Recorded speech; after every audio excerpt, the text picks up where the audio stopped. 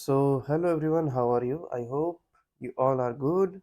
So, basically, we were solving AIBE 13 previous year question paper, and from question number 1 to 25, we have already done. We were on question number 26, and we are going to continue from question number 26. So, what question number 26 says that the distinction between section 299 and 300 was made clear by Melville J in ETT 2000 ETT. That's it. I don't know what it is. Is it the name of a case or what? The distinction between section 299 and 300 was made clear by Justice Melville in option. The case name we have Reg versus Gorachand Gopi. Option B, Reg versus Govinda. Option C, Reg versus Govinda versus Reg. Option D, Reg versus Harvard. Its right option is option B.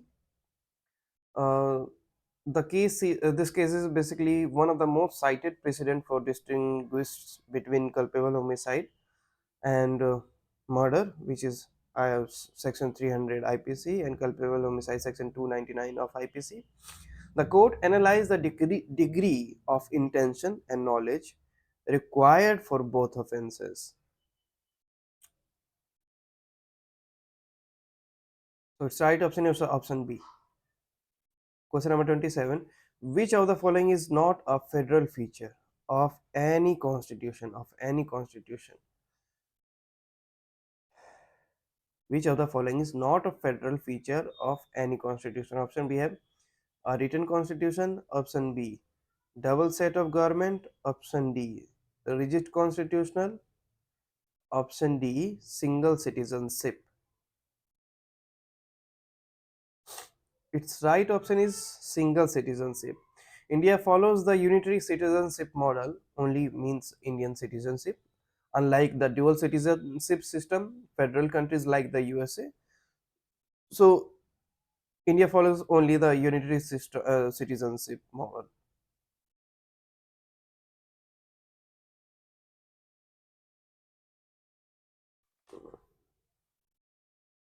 Question number 28. Parliament, in exercise of its power to amend Article 368, may not amend option A, preamble. Option B, fundamental right. Option C, Supreme Court. Option D, basic statement. Its right option is basic statement. So, if Parliament is planning to amend Article 368, they can, but it should be in our mind, or it should be the in the mind of the Parliament, that they can't change the basic structure. They can't play with the basic structure of the Indian Constitution. So why option D is correct? Because Keswanand Bharati case established that while Parliament can amend the Constitution, it cannot change the basic structure. For example, democracy, fundamental rights, or separation of powers. Why not? These are the right option because preamble can be amended, as in the 42nd amendment, in which we added the parliament added socialist and secular term, what terminology like socialist and secular. Apart from that, fundamental can be also amended, but respect the but still we have to see the basic structure shall not be changed or give its impact on that. For example, fundamental right previously also changed, like right to property was removed from it. Supreme Court, if we see option C, Supreme Court, its structure and power can be amended. For example, NJAC case, if we see the NJAC case, so these are amendable, but the basic statement, the basic structure can't be changed. The basic structure of fundamental right or Supreme Court or preamble, it should be not changed. It shall be not changed. Question number 29. Which article starts with subject to public order, morality and health? Which article starts with subject to public order, morality, health? Option A, Article 14, Article 15, Article 28, Article 25. Its right option is option D, that is Article 25. Why Article 25? Because Article 25 basically talks about freedom of religion, grants religious freedom, but subject to its public order, morality and health to prevent misuse. So that's why it's Article 25. And Article 14,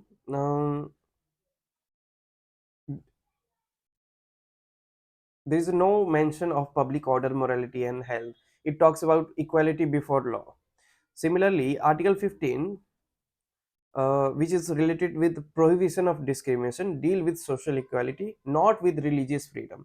Article 28, that is relevant with religious instruction in schools, talk about the restrictions on religious teachings in government funded schools.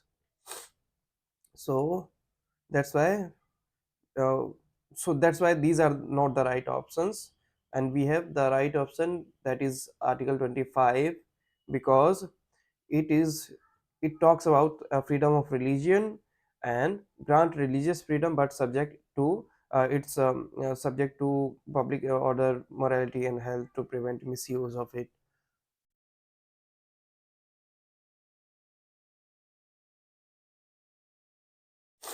Question number 13. Section 19 of Hindu Adoption and Maintenance Act 1956 provides for the maintenance of option A, wife, option B, parents, option C, widow, daughter-in-law, option D, children. Its right option is option C, that is widowed daughter-in-law, widowed daughter-in-law.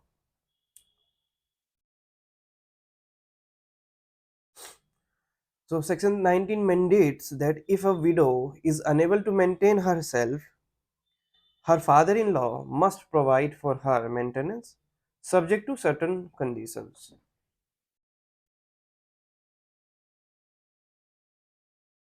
Wife is mentioned in Hindu Adoption and Maintenance Act 1956 in section 18, parents in section 20, children in section 20, and widow daughter-in-law in section 90 of Hindu Adoption and Maintenance Act 1956, talks about maintenance. So it's right option option C, that is widowed daughter-in-law. Question number 31. Section 30 of Hindu Succession Act 1956 deals with, its right option is option B, that is testamentary succession. Testamentary succession. Section 30 of the Hindu Succession Act 1956 deals with testamentary succession. It allows a Hindu to dispose of their property through a will under the Indian Succession Act. So it allows a Hindu to dispose of their property through a will under the Indian Succession Act. That is the testamentary succession.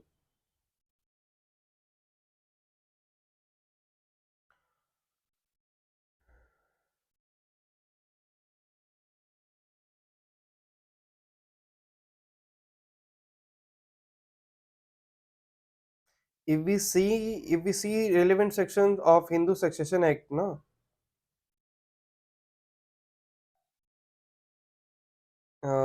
we can find it from section 8 to 14 and in section 30, the relevant with testamentary succession.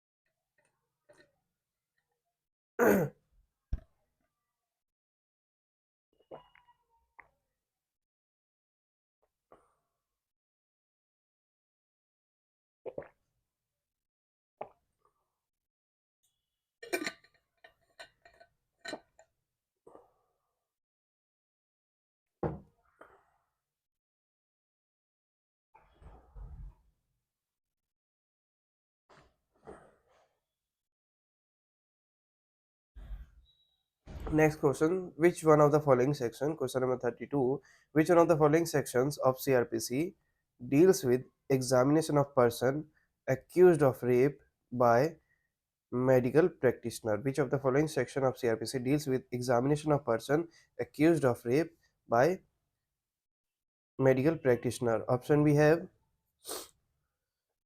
section 54A, 55A, 53A, or 60A. Its right option is option C, that is 53A.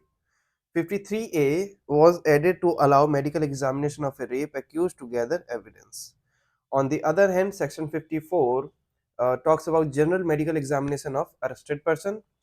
55A talks about uh, health and safety of detained persons, and 60A talks about prohibits arrest except in accordance with CRPC. Prohibits arrest except in accordance with CRPC. That's it. Question number 33. According to section 167 of CRPC, can accused person be remanded to police custody for not more than option A 7 days at one time, option B 30 days at one time, option C 15 days at one time, or option D 60 days at one time?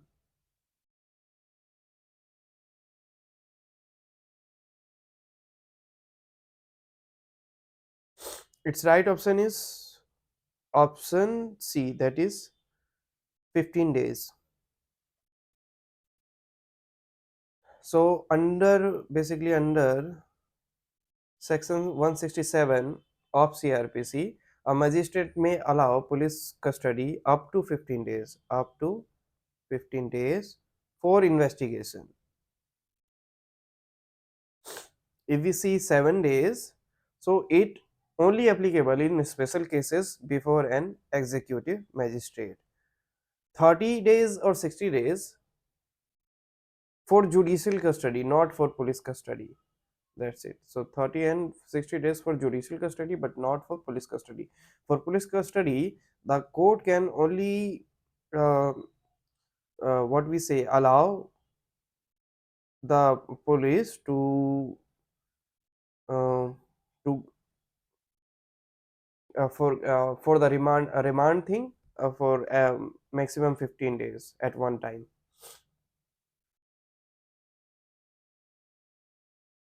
Question number 34. Which of the following is essential for valid adoption under the Hindu Marriage Act 1952? Option we have Datta Homam, actual giving and taking of child. Option B, both A and B, and option D, none of the above. Its right option is option B, that is both, that is actual giving and taking of child. Which one of the following is essential for valid adoption under Hindu Marriage Act? So, actual giving and taking of child.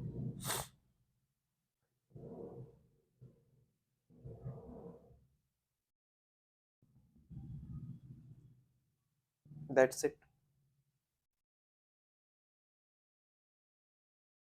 Question number 35. Hindu male can adopt a female child if the difference of age between the two is more than option A 15 years, option B 18 years, option C 20 years, option D 21 years. Its right option is option D, that is 21 years. So 21 years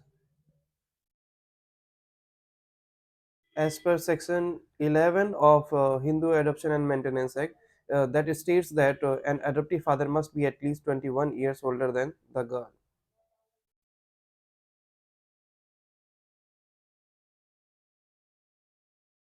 Section 11 of Hindu Adoption and Maintenance Act.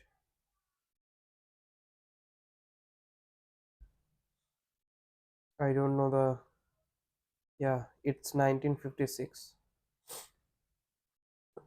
So This is the act, section 11, which says Hindu male can be adopted can adopt a female child if the difference of age between the two is more than 21 years.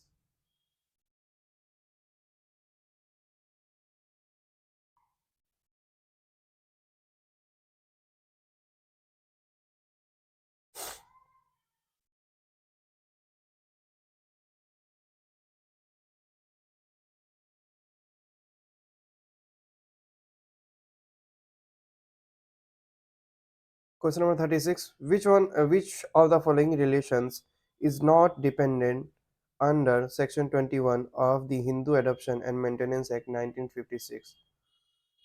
Which of the following relations is not dependent under Section 21 of the Hindu Adoption and Maintenance Act 1956? Option B have grandmother, option B mother, option C widow, option D daughter. Its right option is option A, that is grandmother.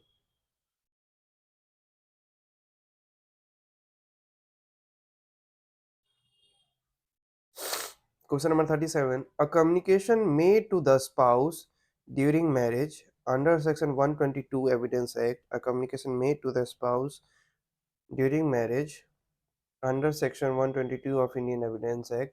Option A remains privileged even after dissolution of marriage. Option B does not remain privileged after the dissolution of marriage, only by divorce. Option C does not remain privileged after dissolution of marriage, only by death. Option D does not remain privileged in both the case of in option A and C. Its right option is option A, remain privileged even after dissolution of marriage. Section 122 of the Indian Evidence Act 1872 provides that communication between spouse during marriage are privileged and cannot be disclosed in court without the consent of the person who made the communication. This privilege continues even after the dissolution of marriage to protect the sanctity of marital communications.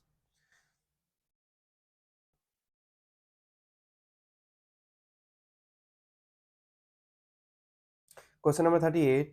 Which section of Indian Evidence Act provides that an accomplice is a competent witness? Option A, Section 114, illustration B, Section 118, Section 133, Section 134.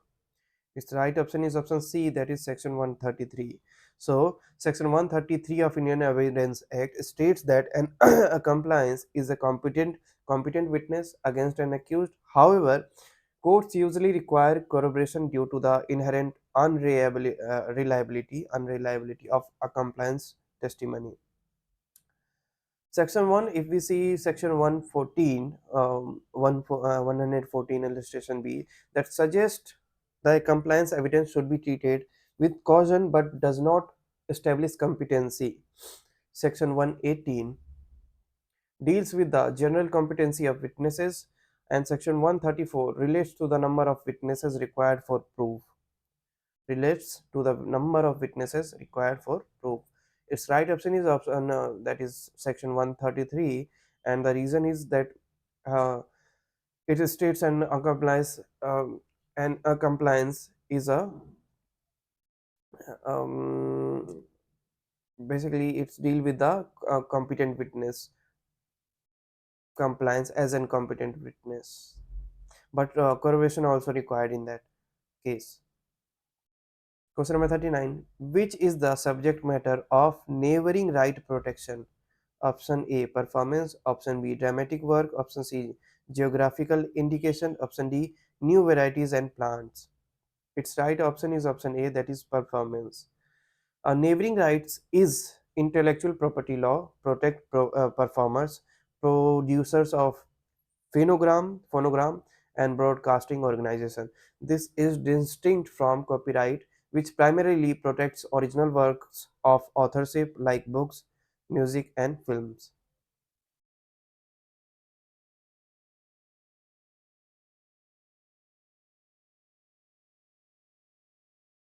Question number 40. Adam Smith has enumerated canons of taxation which are accepted universally.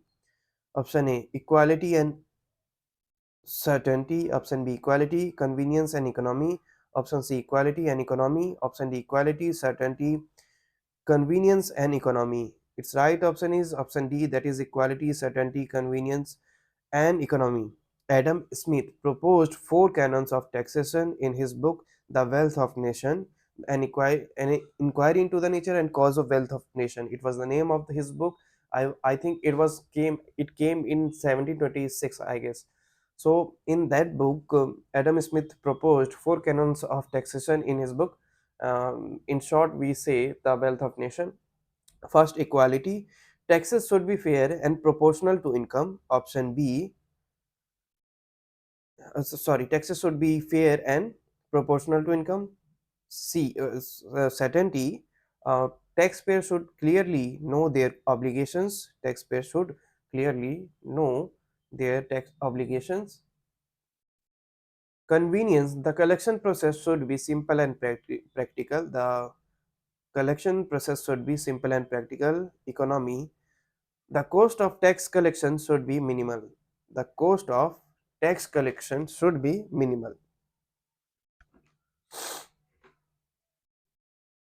Question number 41.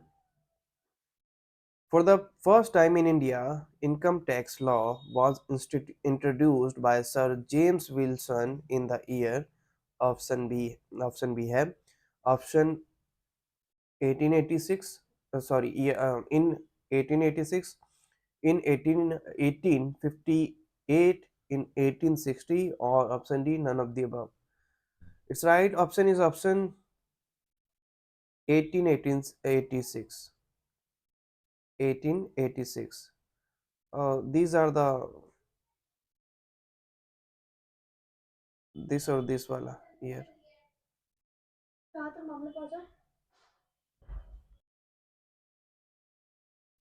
I hope it's still audible. So options we have 1886 to 1886. Option B 1858 to 18 or 1868. Option C 1860 or 1860. Option D, none of the above. Its right option is option B, that is 1858 or 1868. Income tax in India was introduced in 1860 by Sir James Wilson to offset the financial crisis caused by the revolt of 1857.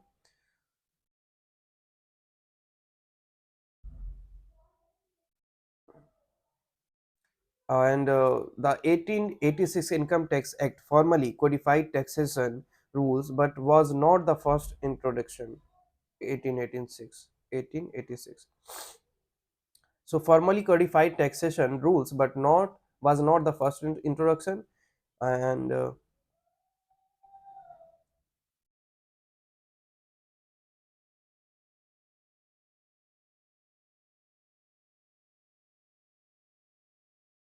sorry, this is not the right option. Wait, its right option is option C, that is 1860. Okay, so 1858 and 1868 are year of financial reforms, but the first tax law came in 1860.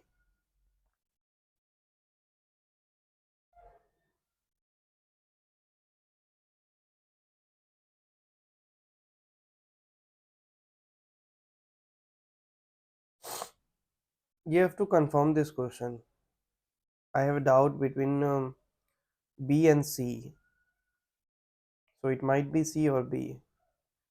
I am going with option C, that is 1860.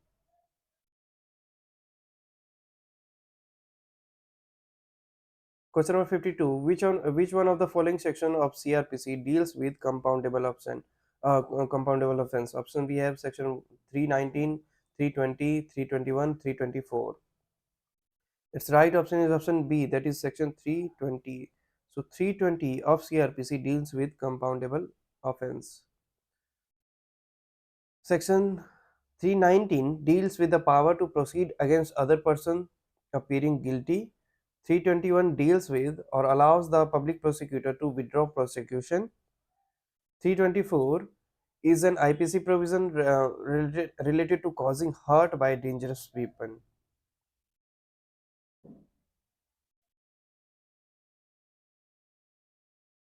Its right option is option B, that is section 320. It provides a list of offences that can be compoundable settled between the parties. Section 320 of CRPC. Question number 43. What is the time limit under section 468 of CRPC for taking cognizance? Option A 1 year, option B 2 year, option C 3 year, option D no limit. Its right option is option C, that is 3 year. 43 C, 3 year. So time limit for taking cognizance is under section 468 of CRPC is under section 468 of CRPC is 3 years.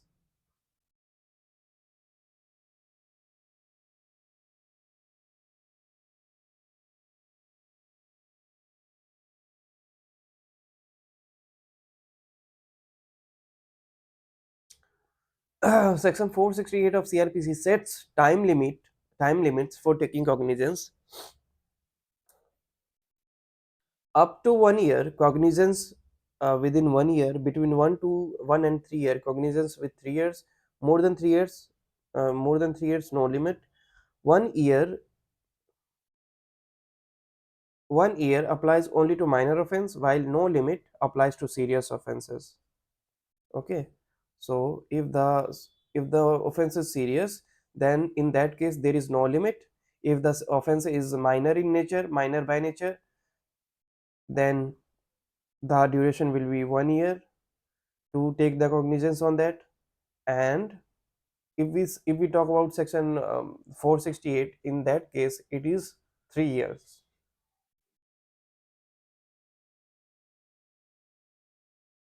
Next question, question number 44. Industrial establishment means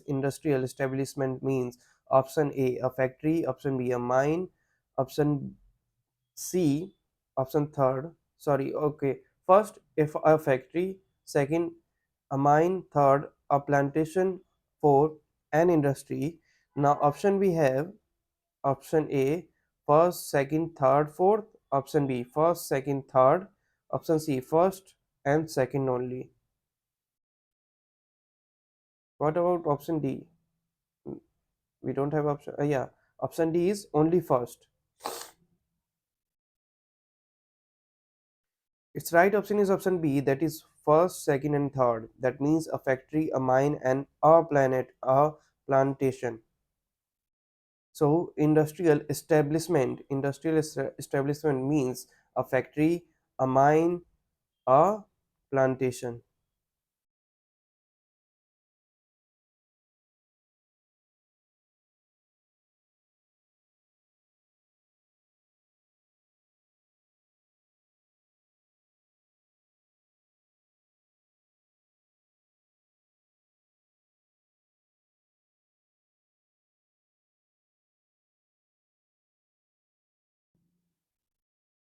As far as I can see from the answer key, its right option is it's saying that its right option is option B, but I think its right answer should be option A, that is a factory, a mine, a plantation, and as well as an industry too.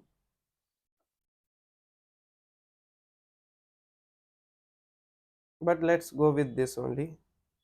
Of course, it will include industrial establishment will include industry also. So I'm going with option A, that is a factory, a mine, a plantation, and an industry. All includes all.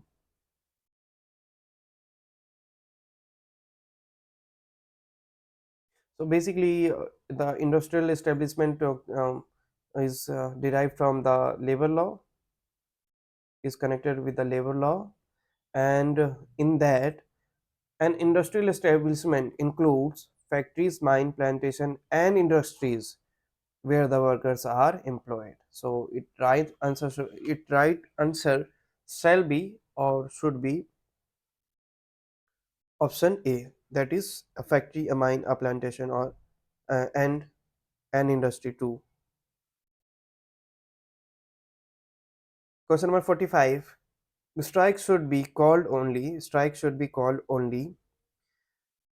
least percent of workers are in support of a strike.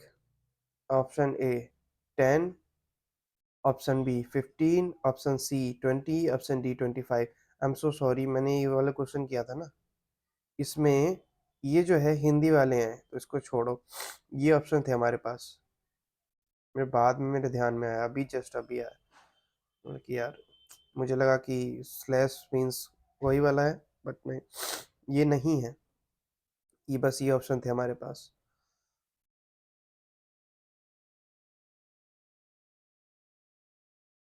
So similarly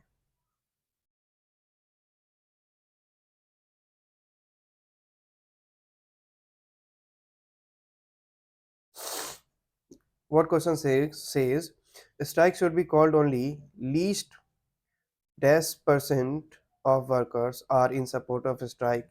Its right answer is option D, that is 25%. 25%. So strike should be called only least 25% of workers are in support of a strike.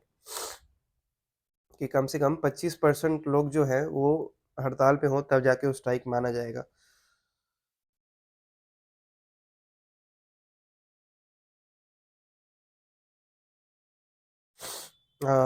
Basically, under the Industrial Dispute Act, the question is derived from have been taken from the Industrial Disputes Act 1947, and there it is mentioned that at least 25% of workers in an establishment must support a strike for it to be valid. Question number 46. Industrial relations cover the following areas. Option A. Industrial relations cover the following areas. First, collective bargaining. Second, labor legislation. Third, industrial relations training. Four, trade unions. Option B have first. Option B, first and first. It should be second, na? Option C, first first first and second. Option D, first, second and four. I don't know what mess is it is, like it should be third, I guess. It is printing mistake, I guess. This should be second, and this should be third and second, and this shall be first, second, third, fourth, so on. So areas covered under industrial relations. Its right option is option D, that is all four. That means collective bargaining, as well as labor legislation, as well as industrial relation training, and also the trade unions. Question number 47. The term suit of a civil nature refers to option A, private rights and obligations of a citizen. Option B, political, social and religious question. Option C, a suit in which principal question relate to caste and religion. Option D, all of the above. I'm gonna read this question once again. Question number 47. The term of suit of a civil nature refers to option A, private rights and obligation of a citizen. Option B, political, social and religious question. Option C, a suit in which principal question really relates to caste or religion. Option D, all of the above. Its right option is option A, that is private rights and obligation of a citizen. Under section 9 of CPC, a civil suit deals with private rights and obligation, not political or religious matters. So its right option is option A, that is private rights and obligation of a citizen. Question number 48. The rule of res subjudice. The rule of res subjudice implies option A, where the same subject matter is pending is a court of law for adjudication between the same parties, the other court is barred to entertain the case so long as the first suit goes on. Option B, where the same subject matter is pending in a court of law for adjudication between the different party, the other court is barred to entertain the case so long as the first suit goes on. Option C, where the different subject matter यहाँ पे है same, where the different subject matter is pending in a court of law for adjudication between the same parties, the other court is barred between the same parties. Same subject matter is pending between the same parties, the other court is barred. Option B में है same subject matter between the different parties and यहाँ पर है different subject matter between the same parties is barred to entertain the same case so long as the first suit goes on. Or option D, none of the above. Its right option is option A.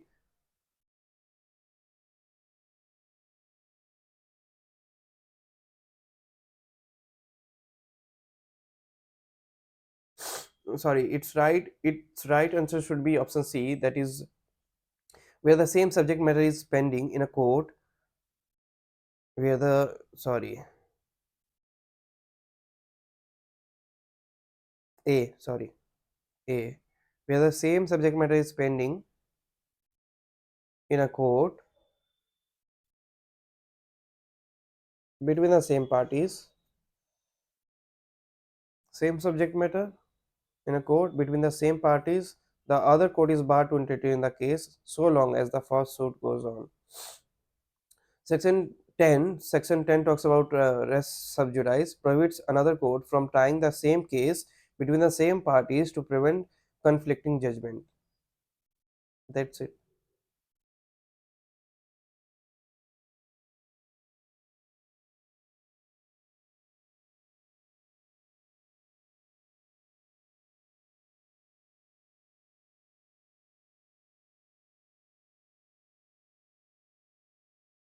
Question number 49. A suit brought by a person to recover possession from a stranger of math property claiming mut property.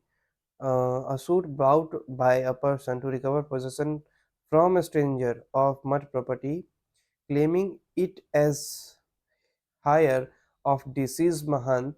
The suit is dismissed on his failure to produce the succession certificate. A second suit was filed by him as manager of the mutt. As manager of the mutt, we don't have its option,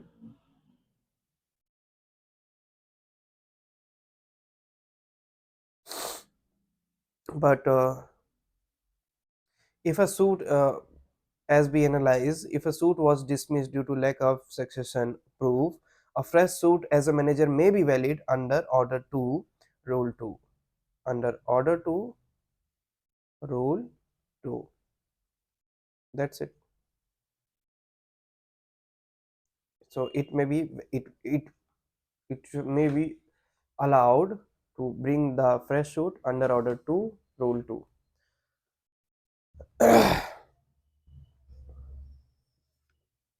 Question 50. Which among the following is not an ADR method under Section 89 of CPC? Option A, mini trial. Option B, judicial settlement through lok adalat. Option C, conciliation. Option D, none of the above. Its right option is option A, that is mini trial. So Section 89 of CPC recognize mediation, conciliation, arbitration and judicial settlement but not mini trials.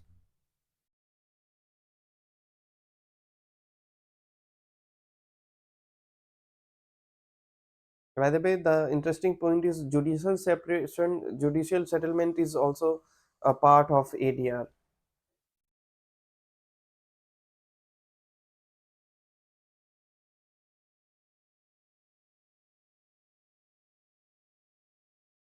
Question number 51. What is the maximum number of counselors allowed in a conciliation proceeding? Option A 1, option B 2, option C 5, or none of the above.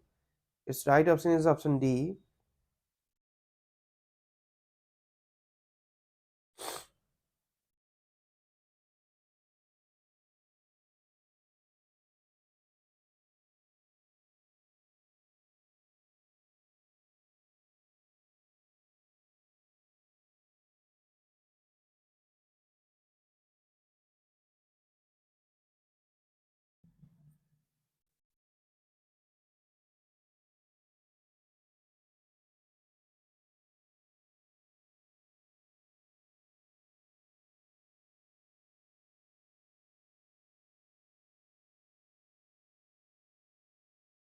I will go with option B, that is 2. Here it is 2 and here it is 3. So 3 होगा क्योंकि 3 allowed है. The maximum number of conciliators allowed in a conciliation proceeding is 3.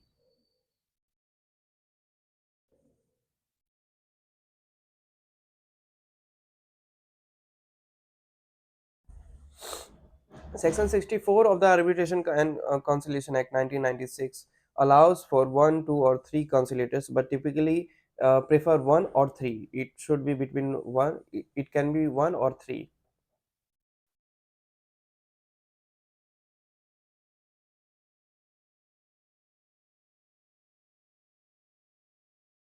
Question number 52. What is the status of a settlement agreement? What is the status of a settlement agreement in a conciliation proceed? Option A, non-binding. Option B, same as a settlement award. Option C, unlike a settlement award. Option D, none of the above. Its right option is option B, that is same as a settlement award. So the status of settlement agreement in conciliation proceed uh, will be same as the settlement award. Under section 73 of arbitration, if we see the section 73 of arbitration and conciliation act, settlement agreements in conciliation have the same effect as settlement award. Section 3, section 73 of arbitration and conciliation act.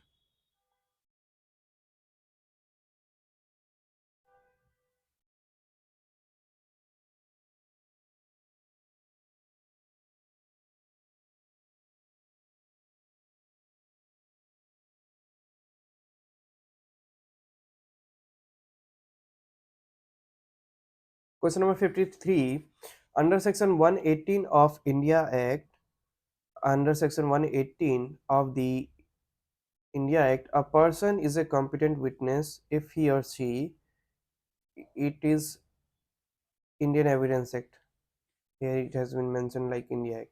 So under section 118 of Indian Evidence Act, a person in a competent witness is a competent witness if he or she a major, not lunatic. Option C is not of extreme old age. Option D is capable of understanding questions put to him and giving rational answers irrespective of age.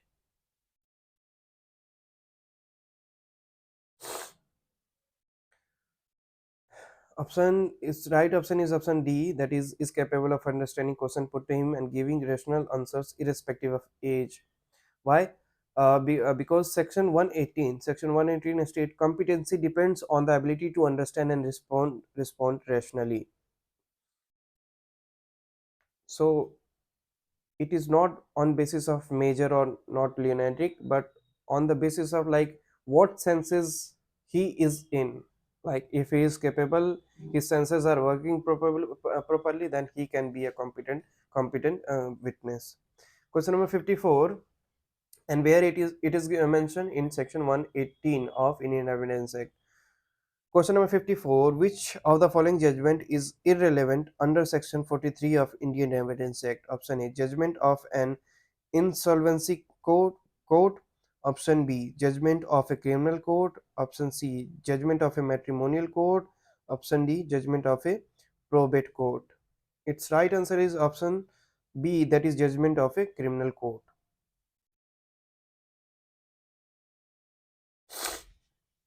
Section 43 excludes criminal court judgments unless they affect civil rights.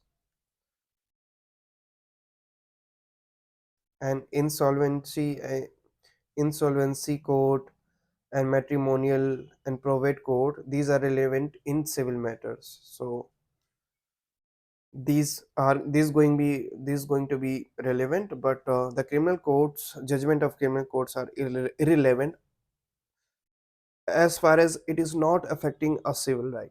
That's it. This is gonna be last question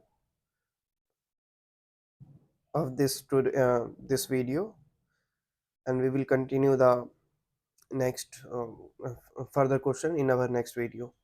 Question number 55. Under which section of Indian Evidence Act a witness has been given right to refresh his memory? Under which section of the Indian Evidence Act a witness has been given the right to refresh his memory? Option A section 157, option B section 158, option C section 159, option D section 160. Its right option is options A, that is section 157. Sorry, uh, section 159. So basically, section 159 allows a witness to refer to document for refreshing memory. Allow a witness to refer to documents for refreshing his memory. Section 157 basically deals with previous statements.